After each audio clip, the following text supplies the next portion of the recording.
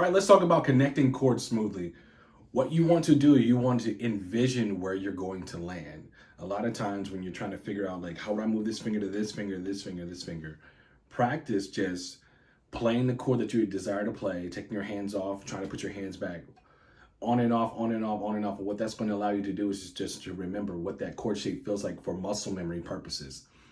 Your hands are being asked to do things that they've never done before. So it feels very foreign. So like you're trying to figure out like, oh, I'm just having a hard time trying to get the fingers to go where they need to go. Be patient. Remember, this is a marathon and not a sprint. So the more intentional you can be, the better the results will be. So let's use as an example today, the C major 7, right? I want to look at it. Before I even play a chord, I want to go ahead and place my hands where they're supposed to be. Then I want to go out each individual note to ensure that it's the right note.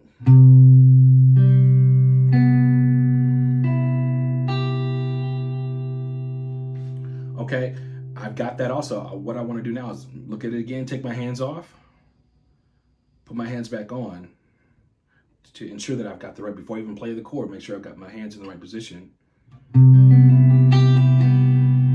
Using the number system, I know I want to go to the 2, so that's the next chord that I desire to play. I know that's going to be a minor shape, so I want to make sure that I have the minor shape down before I even start to play the chord. So I'm going to slide 2 frets up to that 2, and before I even play the chord, I want to make sure that I'm placing my hands in the right space. Visualize it. If you have to look and stare at each individual part of the chord, that's fine, because you want to get it to the point where you can close your eyes and start playing. All right, so I want to go down and I want to look. Each individual note I want to play on the guitar string. Now I want to take my hands off. Wipe your hands off. Go back and try to play it again. Put your hands in the right position.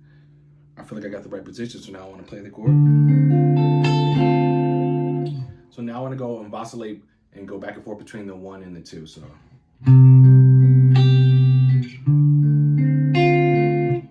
And what I try to do is when I'm sliding, before I get ready to change stuff, I've already played my 1. I'm counting in my head, 1, 2, 3, 4. So 1, 2, 3, 4, change 1. So right as that 4, after I play that chord and let it like ring out, I want to switch. Sliding my hands to the next space before I'm ready to play that chord again. So 1, 3, 4, change. 3, 4, change. 2, 3, 4, change. Now, the more comfortable I get with the working on the fluidity, I may want to increase and add a 3rd chord, so that way it starts to make a little bit more sense. Play a groove, so that way once you start to play it actually kind of like feels like a song, so that way it actually kind of resonates and sticks in your brain a little bit more. So.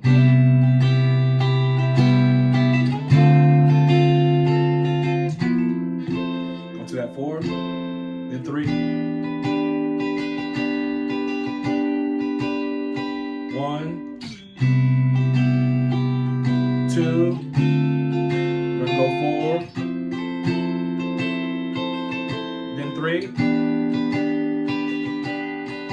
back to 1.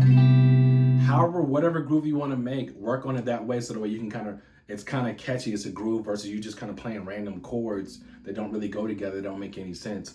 Play stuff that's melodic in a sense, so that way you can kind of remember the melody to know when you're supposed to change. Tap your foot, bob your head, rock, whatever you need to do in order to make sure that it's like double dutching. If you're not familiar with double dutching, it's 2 jump ropes going simultaneously. You got to hop in at the right time to make sure that you can keep jump roping and not get hit by the rope.